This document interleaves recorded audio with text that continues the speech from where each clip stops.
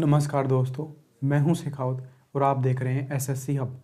तो फ्रेंड्स, आज के इस लेक्चर में हम कंप्लीट करेंगे 4 जनवरी 2021 का शिफ्ट फर्स्ट का जीके जीएस का सेट। आज का सेट नंबर है हमारा 7। अभी तक हमने इस प्रैक्टिस सेट में 6 प्रैक्टिस सेट कर लिए हैं और 7वां नंबर का प्रैक्टिस सेट करेंगे। तो फ्रेंड्स, आपको ये बता दूं कि कुछ लोग कमेंट कर रहे थे, यानी कुछ दोस्त कमेंट कर रहे थे कि आप जो एक्सप्लेनेशन के साथ करवाते हो उसको नहीं करवाएं, सीधा क्वेश्चन और आंसर टिक कर दें। तो मैं आपको बता दूं, इससे केवल आपका 30 से 40% ही एग्ज़ाम में कवर हो पाएगा, क्योंकि जो सीधा सीधा पर्सन बनता है वो बहुत कम बनता है। हाँ, प्रीवियस ईयर आता है, मानता हूँ लगभग 70-80% प्रीवियस ईयर आता है, बट उनसे रिलेटेड भी आता है, उनमें सीधा सीधा क्वेश्चन नहीं आता है, उससे घुमा के भी आता है। यानी ये देखिए, यहाँ पे एक क्वेश्चन लेके आपको समझाता हूँ। यहाँ पे आप देख सकते हो, ये सेकंड क्वेश्चन है। अब देखिए सेकंड क्वेश्चन क्या दे रखा है कि प्रथम पंचवर्षीय योजना का मुख्य फोकस क्या था। बताइए इसका राइट आंसर क्या होगा। इसका राइट आंसर है, जो प्रथम पंचवर्षीय योजना हुई थी उसका मुख्य क्षेत्र क्या था कि कृषि क्षेत्र में उसको क्या किया गया था। हाँ भाई, फोकस था कि कृषि को बढ़ावा देना है। तो अब आपको इसकी बात बता दूं कि जो प्रथम पंचवर्षीय योजना थी वो 1951 से लेकर 1956 तक चली। ये कौन से मॉडल पर आधारित थी? हेरोल्ड डोमर मॉडल पे। हेरोल्ड डोमर मॉडल इस पर आधारित थी। और इसका लक्ष्य क्या था, यानी कि कितना परसेंट लक्ष्य था कि प्राप्त करना है हमको? 2.1%। यानी कि इसका लक्ष्य था कि हमें इतना जीडीपी बढ़ाना है।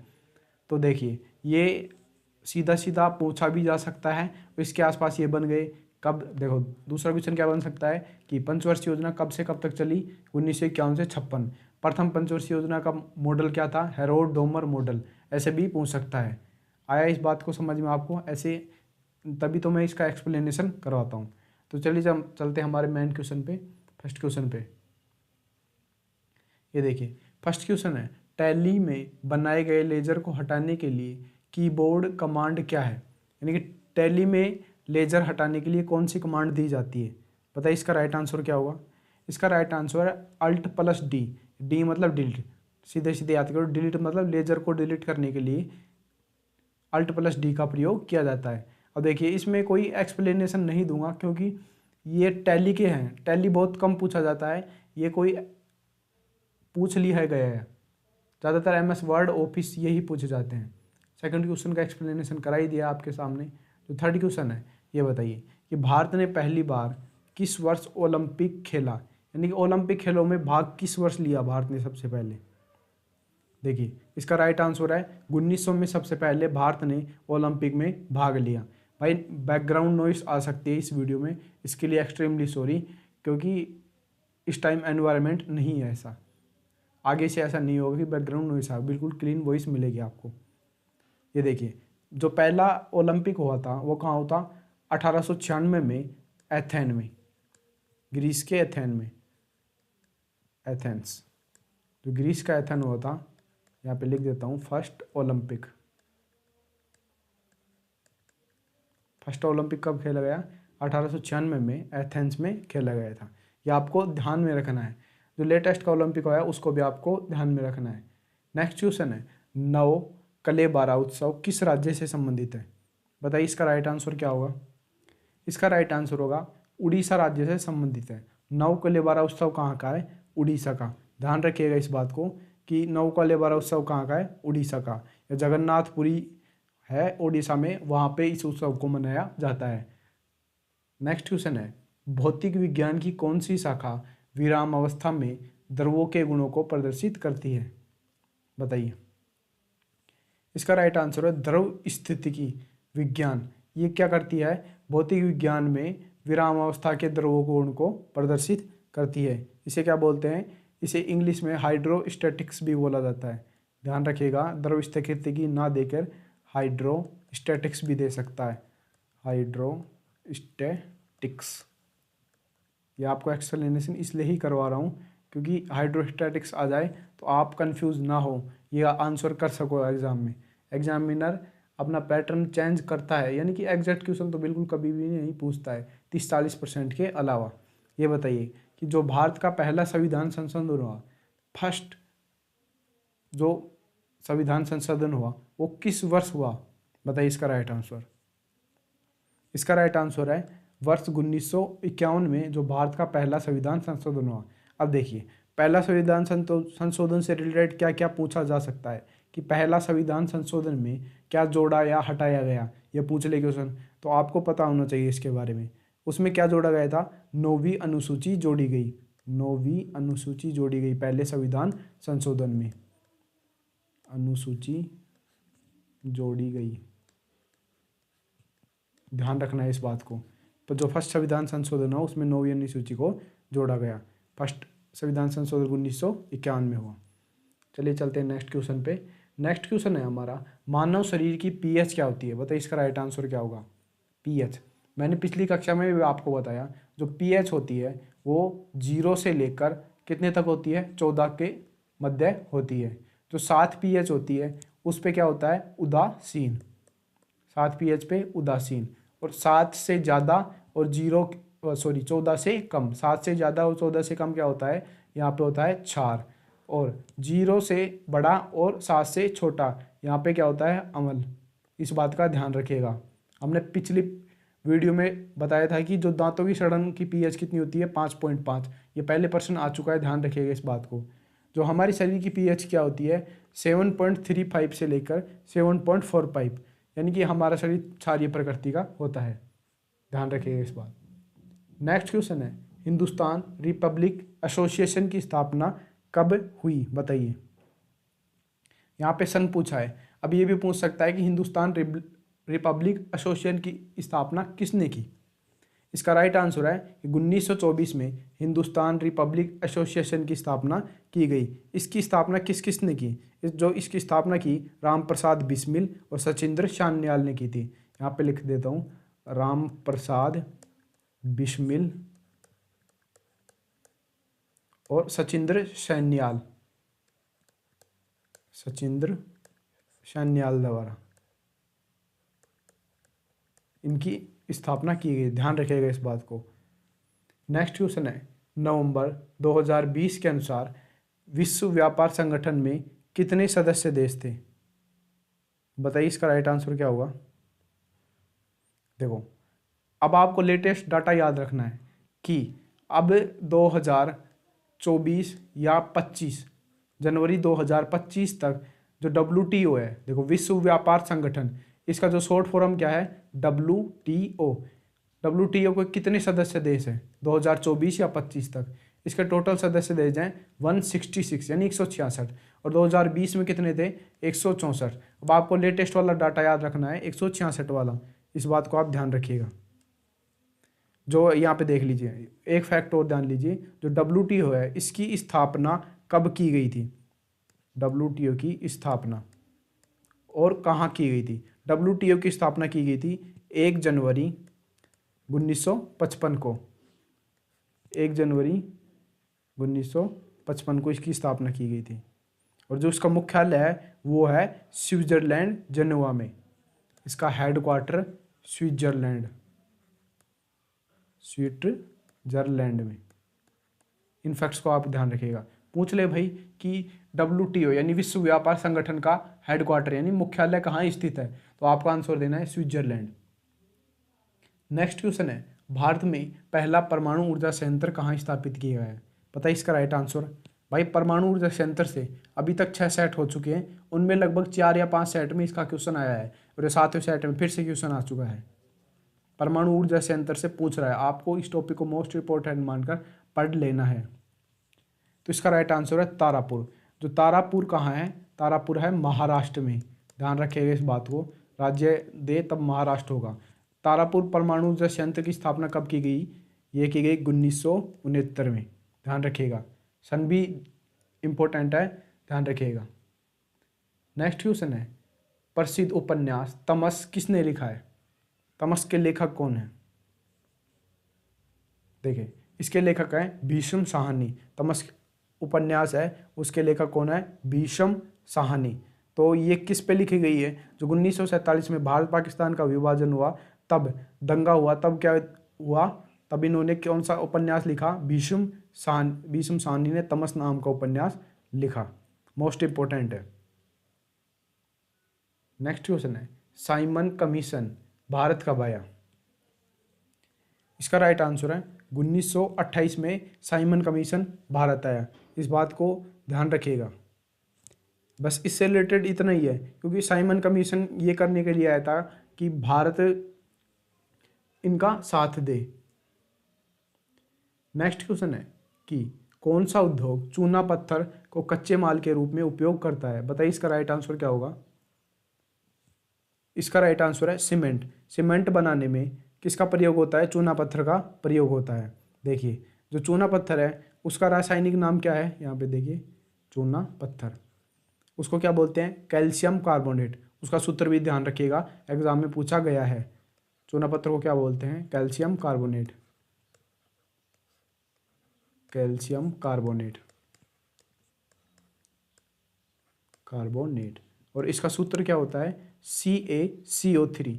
CaCO3 इसका सूत्र होता है। सूत्र भी ध्यान रखिएगा, साइंस में पूछा जाता है। नेक्स्ट क्वेश्चन है प्रोग्रामिंग लैंग्वेज जावा को खालिस्तान द्वारा विकसित किया गया। यानी कि जो जावा लैंग्वेज है कौन से वैज्ञानिक ने इसको बनाया? इसका राइट आंसर है जेम्स गोसलिंग ने इसको बनाया। ध्यान रखिएगा इस बात को। ये जो जावा लैंग्वेज है जावा कंपनी द्वारा विकसित किया गया। यानी इस जावा कंपनी पूछे तो जावा बोलना, और नाम पूछे तो यहाँ पे जेम्स गोसलिंग द्वारा बनाया गया, या माइक्रोसॉफ्ट, सॉरी यहाँ पे एक कंपनी है, नाम थोड़ा चलो बाद में बता दूंगा जब भी याद आएगा। हाँ, जो कंपनी का नाम है वो है सन माइक्रो सिस्टम्स, उसके द्वारा इसे डेवलप किया गया। जावा बोल दो कंपनी का नाम, या कंपनी का नाम आ जाए सन माइक्रो सिस्टम, तब भी वही होना। नेक्स्ट क्वेश्चन है सांची स्तूप का निर्माण किसने करवाया? यानी कि किस शासक ने सांची स्तूप का निर्माण करवाया? इसका राइट आंसर है सांची स्तूप का निर्माण राजा अशोक द्वारा किया गया। देखिए राजा अशोक द्वारा एक फैक्ट है कि कलिंग युद्ध कब लड़ा गया, ये पूछा जाता है बार बार एग्जाम में। कलिंग युद्ध, देखो कलिंग युद्ध कब लड़ा गया? 261 ईसा पूर्व। ईसा पूर्व, ये एग्जाम में बार बार पूछा जाता है। सॉरी यहाँ पे युद्ध लिखा गया, युद्ध है, कलिंग युद्ध। नेक्स्ट क्वेश्चन है कि कहा जाता है कि भारत का पहला राष्ट्रीय ध्वज 1906 में फहराया गया। कहाँ पर फहराया गया था? देखो राष्ट्रीय ध्वज से बहुत क्वेश्चन पूछे जा रहे हैं, तो इसका राइट आंसर है कोलकाता का जो अधिवेशन हुआ था उसमें भारतीय राष्ट्रीय ध्वज को फहराया गया था, यानी 1906 में। और एक बात को पीछे फैक्ट दिया गया था, तब मैंने बताया था कि 1907 में जो जर्मनी में स्टटगार्ट है वहाँ पर मैडम भीकाजी कामा द्वारा फहराया गया था क्या? तिरंगा। इस बात को ध्यान रखिएगा। अभी अभी जो पिछला सेट हुआ है 2 सेट पहले, उसमें आया था कि जर्मनी में स्टार्टगम में किसने 1907 में भारतीय राष्ट्रीय ध्वज को फहराया? तो उसका राइट आंसर था मैडम भीकाजी कामा द्वारा फहराया गया। नेक्स्ट क्वेश्चन है कि पुष्प में स्त्री केसर क्या है? बताइए इसका राइट आंसर। इसका राइट आंसर है एक मादा जनन अंग। स्त्री केसर है मादा जनन अंग, जबकि पुंकेसर है एक पुरुष जनन अंग। पुंकेसर, पुंकेसर क्या है? एक नर जनन अंग। ध्यान रखिएगा इस बात को। नेक्स्ट क्वेश्चन है कि विश्व विकास रिपोर्ट के अनुसार जिन देशों की प्रति व्यक्ति आय 2016 की स्थिति के अनुसार 12,000 अमेरिकी डॉलर प्रति वर्ष से अधिक है वो कहलाए? बताइए। ये 2016 की रिपोर्ट है, तो उसके अनुसार वो देश क्या कहलाए? अमीर देश कहलाए, जिनके प्रति व्यक्ति क्या है कितनी थी? 12,000 अमेरिकी डॉलर। नेक्स्ट क्वेश्चन है कि INSAT 1B चालू किया गया। बताइए। देखो सबसे पहले तो आपको पता होना चाहिए कि INSA 1B क्या है। बताइए ये क्या है? ये है संचार उपग्रह, यानी भारतीय संचार उपग्रह है। ये संचार उपग्रह, इसके बारे में पता होना तभी आप बता पाओगे कि ये क्या चीज़ है और कब लागू किया गया था। देखो INSAT 1B, इसका पूरा नाम है INSAT 1B। INSAT 1B का पूरा नाम है भारतीय राष्ट्रीय उपग्रह प्रणाली। कब लॉन्च की गई? इसको 1983 में लॉन्च किया गया, यानी चालू किया गया था। नेक्स्ट क्वेश्चन है पोखरण परमाणु परीक्षण 2 का कूट नाम क्या था? देखो, पोखरण परमाणु परीक्षण में 2 परीक्षण हुए, तो उसका नाम क्या था? बताइए, इसका राइट आंसर क्या होगा? ज़्यादातर लोग सोच रहे हैं इस्माइल बुद्धा होगा, गलत। जो इसका राइट आंसर है ऑपरेशन शक्ति। जो परमाणु परीक्षण 2 हुआ था उसका नाम क्या था? ऑपरेशन शक्ति। जबकि इस्माइल बुद्धा कौन सा था? परीक्षण 1। जो पोखरण में परीक्षण 1 हुआ था उसका क्या नाम था? इस्माइल बुद्धा। ऑपरेशन 2 का नाम था, परीक्षण 2 का नाम था ऑपरेशन शक्ति। नेक्स्ट क्वेश्चन है, कंप्यूटर में डेटा को किस रूप में एकत्रित किया जाता है? इसका राइट आंसर है बाइनरी। बाइनरी रूप में कंप्यूटर में डेटा को एकत्रित किया जाता है।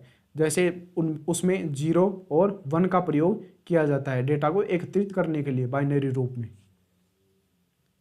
नेक्स्ट क्वेश्चन है, नीति आयोग द्वारा वुमेन ट्रांसफॉर्मिंग इंडिया अवार्ड किस वर्ष से शुरू किया गया था?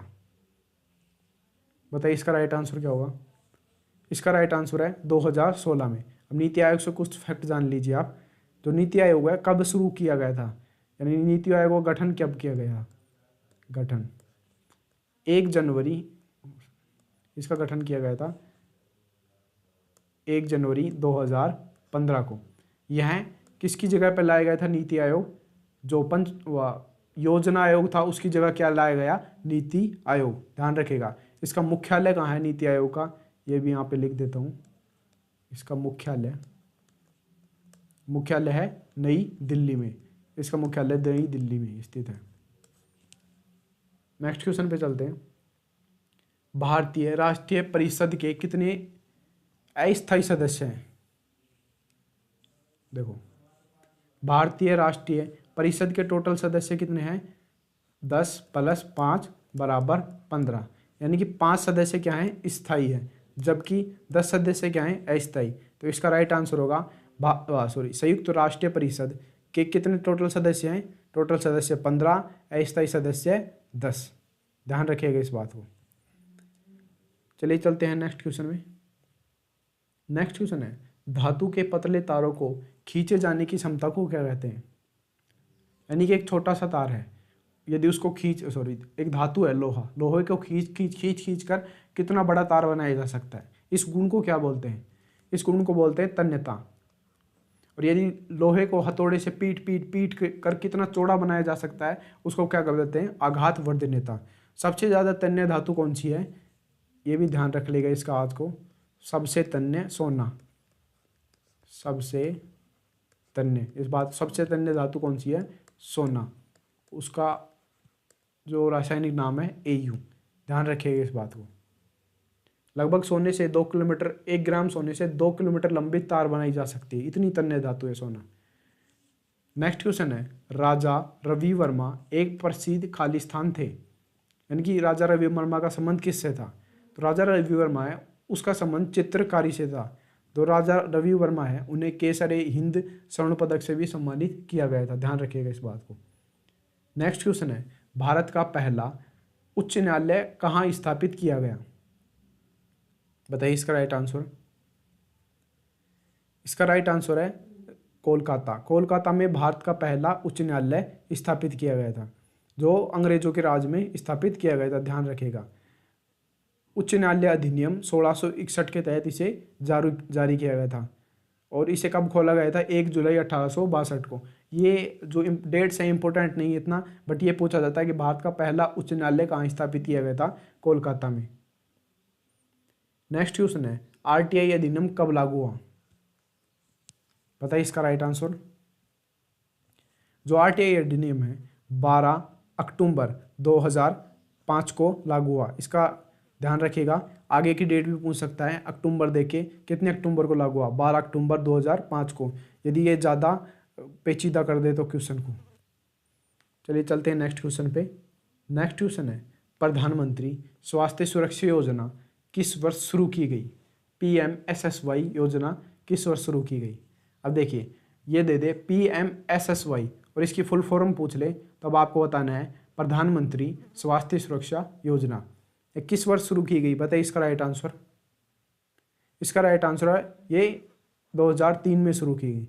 ये 2 चरणों में शुरू की गई थी। उसमें पहला चरण था कि एम्स की तर्ज पर 6 संस्थान स्थापित किए जाएं। और दूसरा चरण था कि 13 सरकारी मेडिकल कॉलेजों की स्थापना की जाए।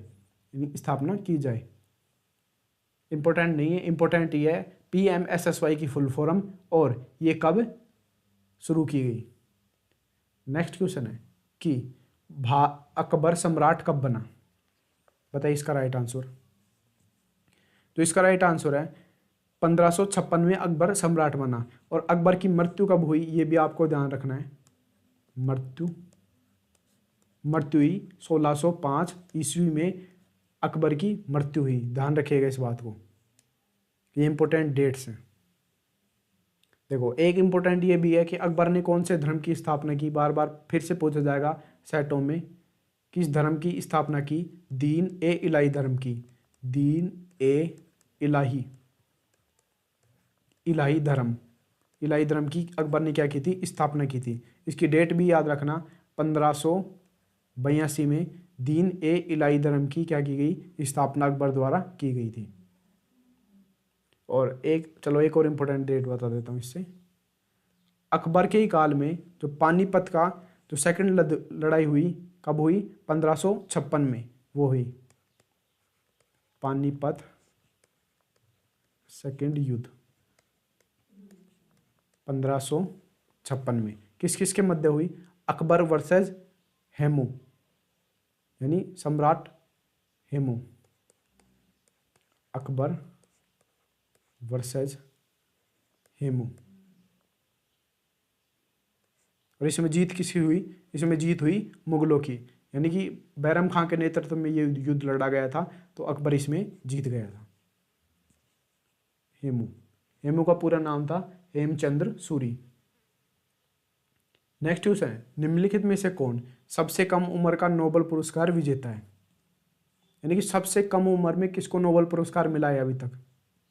इसका राइट आंसर है मलाला यूसुफजई को सबसे कम उम्र में उसको नोबेल पुरस्कार मिला है, 2014 में मिला है। और किसके साथ मिला है इनको नोबेल पुरस्कार, ध्यान रखिएगा 2014 में मलाला यूसुफजई और भारत के कैलाश सत्यार्थी को, दोनों को एक साथ क्या दिया गया है, साझा पुरस्कार दिया गया है शांति के लिए, कैलाश सत्यार्थी।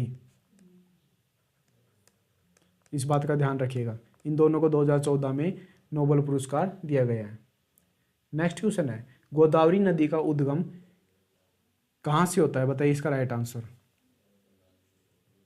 इसका राइट आंसर है त्र्यंबकम पहाड़ी ब्रह्मगिरी हिल से गोदावरी का उद्गम होता है। देखो गोदावरी के कुछ फैक्ट्स जान लीजिए कि प्रायद्वीपीय भारत की सबसे लंबी नदी, पूछ ले एग्जाम में क्वेश्चन आ जाए प्रायद्वीपीय भारत की सबसे बड़ी नदी, तो इसका राइट आंसर होगा गोदावरी। प्रायद्वीपीय भारत की सबसे बड़ी नदी, भारत की सबसे बड़ी नदी, तो इसका राइट आंसर क्या होगा, गोदावरी। दूसरा फैक्ट जान लीजिए कि गोदावरी को दक्षिण की गंगा कहा जाता है, दक्षिण की गंगा किसको बोला जाता है, गोदावरी को। और एक और फैक्ट जान लीजिए कि गोदावरी की लंबाई कितनी है, पूछ सकता है, ज़्यादा टफ क्वेश्चन बनाएगा तो यही पूछेगा कि गोदावरी की लंबाई कितनी है, 1500 किलोमीटर गोदावरी की लंबाई। बस इतना ही ध्यान रखिएगा गोदावरी के बारे में। नेक्स्ट क्वेश्चन है, जून 2020 तक यूनेस्को द्वारा कितने विश्व धरोहर स्थल शामिल यानी कितने विश्व धरोहर स्थल थे। देखो इसका राइट आंसर है 1121 थे, बट इसको डेटा को याद नहीं रखना है। आपको याद क्या रखना है, आपको ये याद रखना है कि 2025 यानी कि अब जो 2025 चल रहा है इसमें फरवरी तक का अपडेट है। लेकिन मैं आपको बता दूं कि ये मैंने अपडेट में चेक किया है, वो अभी तक भी यानी आज है अप्रैल, तो अप्रैल तक भी अपडेट है कि इसमें कितने स्थल शामिल थे, 1223 स्थल, यानी 1223 यूनेस्को विश्व धरोहर स्थल थे। 1223 स्थल पूरे विश्व में जो यूनेस्को द्वारा चुने गए स्थल कितने थे, 1223 विश्व धरोहर स्थल। इस बात का ध्यान रखिएगा। और इसमें क्या है कि भारत की ओर बता देता हूँ आपको कि कितने धरोहर स्थल हैं। देखो इंडिया का जो विश्व धरोहर स्थल है उसमें कौन कौन से मैं बताता हूँ। यहाँ पे इंडिया लिख लेते हैं। इंडिया के 7 तो हैं, यहाँ पे हाँ 7 नेचुरल यानी प्राकृतिक, एक है मिक्स, और 35 क्या है, 35 इसके कल्चरल है, यानी कल्चरल को क्या किया गया, यूनेस्को विश्व धरोहर स्थल में शामिल किया गया है। 35 कल्चरल को, 35 है कल्चरल, ये ध्यान रखिएगा इस बात का।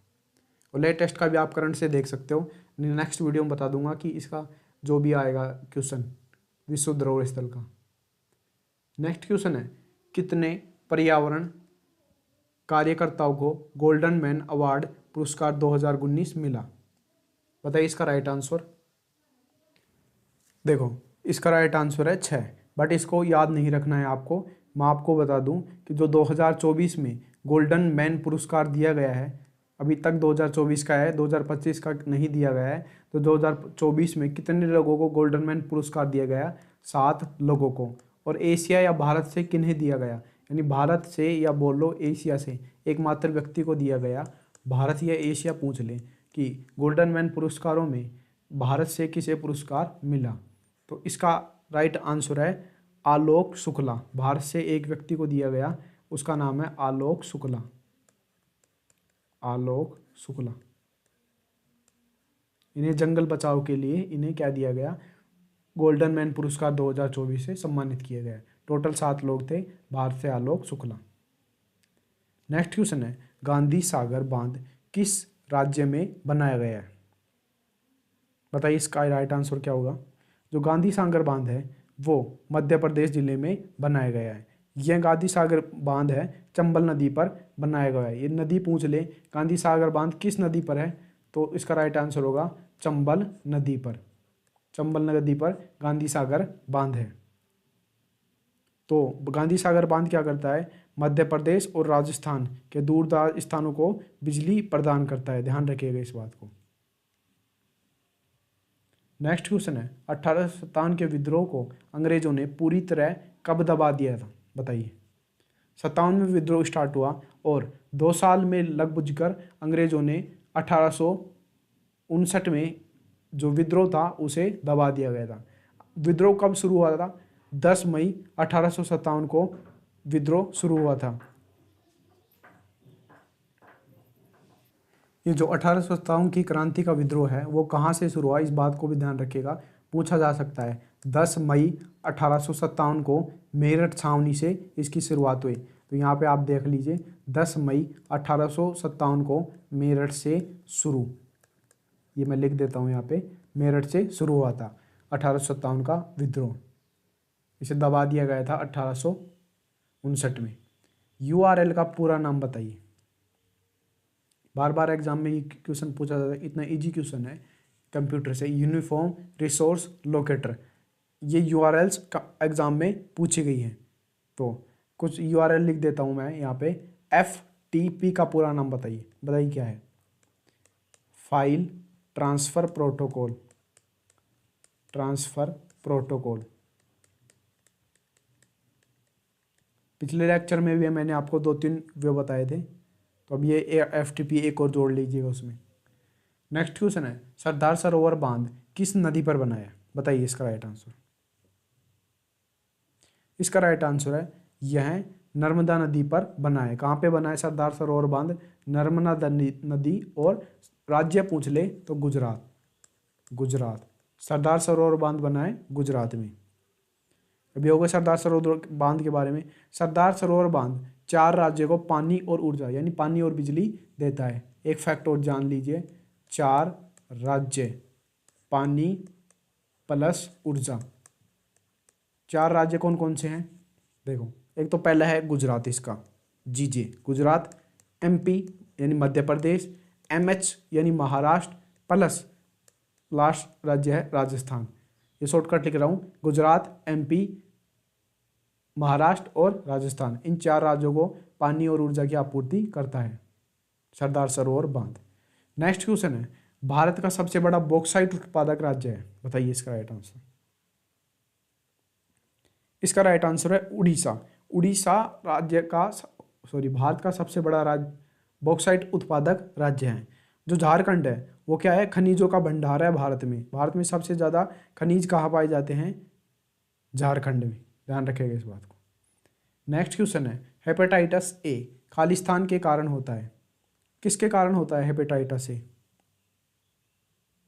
देखो हेपेटाइटिस ए एक यहाँ पे विषाणु जनित यानी वायरस है हेपेटाइटिस एक प्रकार का। वायरस में कौन कौन से हैं? जैसे जीका वायरस हो गया, वेस्ट नील विषाणु हो गए, चिकनगुनिया हो गया, डेंगू हो गया, ये सभी क्या हैं? वायरस से फैलने वाले रोग है, यानी मच्छरों के काटने से फैलने वाले रोग है। इस बात को ध्यान रखिएगा। मच्छरों से काटने से कौन से रोग फैलते हैं? जीका वायरस, वेस्ट नील वायरस, चिकनगुनिया वायरस और डेंगू, ये सभी वायरस के प्रकार हैं। नेक्स्ट क्वेश्चन है और हमारा लास्ट आज का सेट का क्वेश्चन है, मानव शरीर का कौन सा अंग पित्तरस का उत्पादन करता है? यानी पित्तरस कौन सा अंग बनाता है? बताइए इसका राइट आंसर। इसका राइट आंसर है यकृत। यकृत बोल लो या जिगर बोल लो। यकृत ना लिख के आगे यदि जिगर भी लिखा है तो कंफ्यूज नहीं होना है। यकृत हमारे शरीर की सबसे बड़ी ग्रंथि है। शरीर की सबसे बड़ी ग्रंथि है यकृत, हमारी बड़ी ग्रंथि। ध्यान रखिएगा इस बात को। यकृत ही क्या बनाता है? हमारे शरीर में जो अमोनिया होता है उसका निर्माण भी यकृत द्वारा ही किया जाता है, इस बात का ध्यान रखिएगा। और जो पित्तरस का, यहाँ पे लिख देता हूँ, पित्तरस का पीला रंग किसके कारण होता है? पित्तरस का पीला रंग किसके कारण होता है? बताइए इसका राइट आंसर क्या होगा? इसका राइट आंसर होगा पित्तरस का पीला रंग बिलीरुबिन के कारण होता है। बिलीरुबिन के कारण पित्तरस का पीला रंग होता है। देखो आज का सेट हमने कंप्लीट कर दिया है। यदि ये इन्फॉर्मेशन अच्छी लग रही है तो हमारे इस प्रयास को अपने दोस्तों तक शेयर कीजिए। यदि यह सेशन अच्छा लगा तो वीडियो को लाइक कीजिए, चैनल को सब्सक्राइब कीजिए। Thanks for watching video. आपका दिन शुभ हो।